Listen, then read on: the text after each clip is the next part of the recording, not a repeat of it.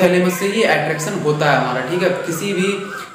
किसी को भी 7 सेकंड से ज़्यादा नहीं देखना चाहिए, ठीक है। उससे बढ़िया कि आप 7 बार एक सेकंड में देख लो ना 7 लोगों को, तो वो आपको ज़्यादा फायदेमंद रहेगा, क्योंकि आपका हाइपोथैलेमस भी कंट्रोल रहेगा। कोई काम कर रहा है, ठीक है, तो पास से अगर कोई लड़की गुजरती है तो उसका ध्यान जो है वो लड़की पर जाएगा, ना कि काम पर। काम से हटके लड़की पर जाएगा। लेकिन अगर वहीं कोई लड़की काम कर रही हो और कोई हीरो गुजर जाए वहाँ से, घंटा फर्क नहीं पड़ेगा लड़की को कि वो हीरो गया है या कोई गधा गया है, ठीक है। जय हिंद दोस्तों, स्वागत है आपका एक बार फिर से आपके अपने चैनल सागर एजुकेशन पर।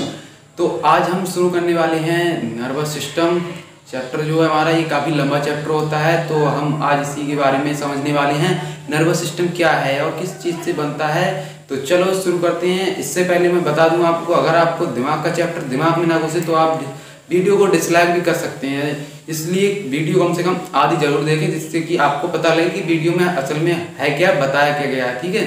तो शुरू करते हैं अब नर्वस सिस्टम के बारे में। नर्वस सिस्टम तंत्रिका तंत्र, ये हमारी बॉडी में तंत्रिका कोशिकाओं से मिलकर बना होता है। ये हमारी बॉडी में जितनी भी शरीर में क्रियाएं होती हैं उनको अनुभव कराता है। दिमाग जो है इन्हीं के द्वारा बना होता है। तो ये जो ब्रेन आता है इसमें, तो ब्रेन किस चीज़ से बना होता है? ब्रेन जो है हमारा वो न्यूरॉन सेल से बना होता है, तंत्रिका कोशिकाओं से। आप यहाँ पर फिगर देख रहे होंगे कि यहाँ पर जो तंत्रिका कोशिका है, इसी के द्वारा ये काफ़ी ज़्यादा मिलियंस में जुड़ी हुई होती हैं एक दूसरे में, तो इन्हीं के द्वारा बनता है हमारा ब्रेन। अब हम समझते हैं कि न्यूरॉन जो है वो कैसे, मतलब क्या होता है, कैसे होता है। तो न्यूरॉन जो आप देख रहे हैं यहाँ पर, जो बीच वाला लंबा सा जो भाग है उसे कहते हैं हम एक्सॉन। इसके बीच में थोड़ा सा गैप होता है, ये आपस में ठीक तरह से जुड़े नहीं होते, कोई गैप होता है, नोड के द्वारा जुड़े होते हैं। जो बीच में आपको गैप दिख रहा है यहाँ पर, वो नोड है, तो नोड के द्वारा ये जुड़े होते हैं आपस में, ठीक है। ऊपर वाला भाग डेंटाइन, न्यूक्लियस, एक्सॉन, नीचे वाला भाग जो है वो है एक्सॉन टर्मिनल, ठीक है। तो अब न्यूरॉन से ब्रेन पर आते हैं। ब्रेन होता क्या है, जो खोपड़ी है इसके अंदर हमारा ब्रेन होता है। अब जब ब्रेन जो है वो हमारे पूरी शरीर को कंट्रोल करके रखता है, ये प्रोसेसिंग यूनिट होती है हमारे शरीर की। इसमें आता है हमारा ब्रेन। तो ब्रेन को सुरक्षा कौन देता है? ब्रेन को सुरक्षा हमारी खोपड़ी में जो होती है, क्रेनियम नामक हड्डी द्वारा इसे सुरक्षा प्रदान की जाती है। इसके अंदर होता है, ये क्रेनियम हड्डी है, इसके नीचे जो होता है ब्रेन होता है। अब क्रेनियम के नीचे एक और लेयर होती है, उसे कहते हैं मेनिन्जॉइड। मेनिन्जॉइड जो होती है वो एक झिल्ली होती है, पतली झिल्ली, जिसमें ब्रेन जो होता है वो बंद होता है। उसके बाद आता है हमारा ब्रेन, ठीक है। अब आप समझिए कि ब्रेन में पार्ट्स ऑफ ब्रेन का वेट जो होता है वो लगभग 1300 से 1450 ग्राम तक होता है, ठीक है। तो लड़कियों में होता है 1350 से 1400 ग्राम और लड़कों में होता है 1400 से 1450 ग्राम, ठीक है। थोड़ा दिमाग में थोड़ा ज़्यादा होता है लड़कों में, ठीक है। तो अब हम समझते हैं ब्रेन की पार्ट्स ऑफ ब्रेन। ये काफ़ी इंपॉर्टेंट है। ब्रेन के कितने भाग होते हैं? तो पहला भाग है ये अग्र मस्तिष्क, मध्य मस्तिष्क, फिर हमारा पश्चिम मस्तिष्क, ठीक है। सेरिब्रम क्या होता है? तो सेरिब्रम, अब हम देखते हैं सेरिब्रम क्या होता है। सेरिब्रम 66% मस्तिष्क का जो दिमाग है हमारा, उसका 66% पूरा घेरता है हमारा जो है सेरिब्रम, ठीक है। इसमें क्या होता है, इसे प्रमस्तिष्क भी कहते हैं। मेमोरी पावर इसमें होती है, इच्छा होती है, जिज्ञासा इसी से उत्पन्न होती है। हमारी याद करने की क्षमता, पढ़ने की क्षमता, सारी क्षमताएं इसी के अंदर होती हैं। जो मेमोरी टाइप, जो हमारे एक्सेस है मेमोरी टाइप, वो सारी की सारी जो है मेमोरी इसी में इकट्ठी होती है जाकर, ठीक होता है। अब हम देखते हैं थैलेमस पर। अब थैलेमस पर आते हैं, ठीक है। थैलेमस हमारी बॉडी में बाहरी ज्ञान कराता है, मतलब बाहर जो टेम्परेचर है, हवा चल रही है या कुछ भी धूप पड़ रही, तो वो है जो स्किन द्वारा बताता है दिमाग को कि बाहर गर्मी है या कैसा मौसम है, ठीक है। तो ये बाहरी ज्ञान कराता है हमारा थैलेमस। अब हम आते हैं हाइपोथैलेमस पर। तो हाइपोथैलेमस एक अंदर का ज्ञान कराता है बॉडी को, ब्रेन को बताता है कि हमारे अंदर क्या चल रहा है, मतलब अंदर का टेम्परेचर, अंदर का तापमान हमारी बॉडी को पता होना चाहिए, इसलिए उसका ज्ञान कराता है कौन? हाइपोथैलेमस देता है। हाइपोथैलेमस ज़्यादा टेम्परेचर होने के कारण ये पसीने के रूप में बाहर निकाल देता है, ठीक है। तो अब हम समझ रही है इसको कंट्रोल करता है हमारा हाइपोथैलेमस। इसके अंदर प्रेम, घृणा और किसी के प्रति अट्रैक्शन, आकर्षण, तो इन दोनों को, इन सबको कंट्रोल करता है हमारा हाइपोथैलेमस, ठीक है।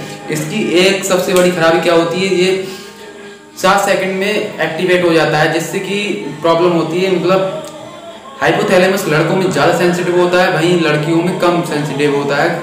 जैसे एग्जांपल के लिए आप समझ सकते हो कि अगर कोई लड़का है तो वो कोई काम कर रहा है, ठीक है, तो पास से अगर कोई लड़की गुजरती है तो उसका ध्यान जो है वो लड़की पर जाएगा, ना कि काम पर। काम से हटके लड़की पर जाएगा। लेकिन अगर वहीं कोई लड़की काम कर रही हो और कोई हीरो गुजर जाए वहाँ से, घंटा फर्क नहीं पड़ेगा लड़की को कि वो हीरो गया है या कोई गधा गया है, ठीक है। हाइपोथैलेमस एक्टिव हो जाता है, इसलिए इसे ज़्यादा उत्तेजित भोजन नहीं करना चाहिए। लड़कों को खासकर इसमें ध्यान रखना चाहिए, क्योंकि अपना हाइपोथैलेमस कंट्रोल रहेगा तभी आपका मन जो है वो काम में लग पाएगा। इसलिए किसी को भी 7 सेकंड से ज़्यादा नहीं देखना चाहिए, ठीक है। ये बढ़ता कैसे, तो बॉडी में सल्फोनिक एसिड की मात्रा बढ़ने पर ये एक्टिवेट होने लगता है, ठीक है।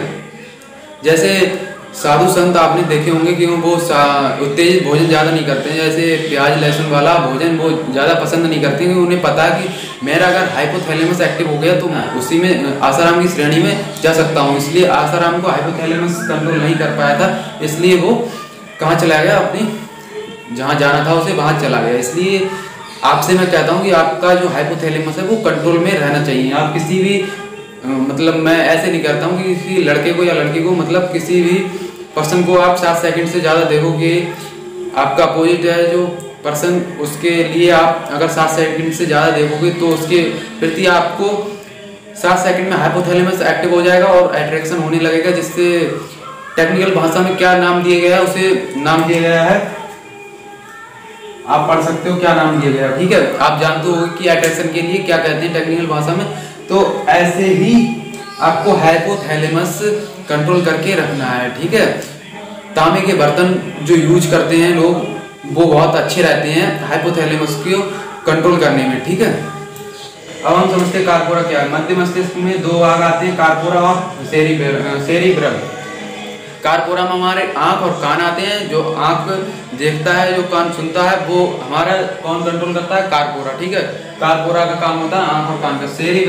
सेरिब्रल क्या करता है, तो ये कनेक्ट कर देता है हमारे स्पाइनल कॉर्ड और दिमाग को। मस्तिष्क और दिमाग को कंट्रोल कनेक्ट कौन करता है आपस में, तो सेरिब्रल करता है। सेरिब्रल का काम कैसे, जैसे ट्रैक्टर और ट्रॉली जो होती है उन्हें जोड़ने का काम कौन करता है, हिच करती है, ठीक है।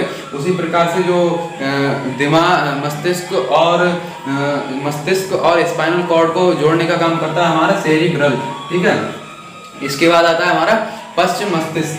पश्चिम मस्तिष्क में 2 भाग होते हैं, सेरिबेलम और मेडुला ऑब्लांगाटा, ठीक है। सेरिबेलम का काम क्या होता है, बैलेंस बनाना।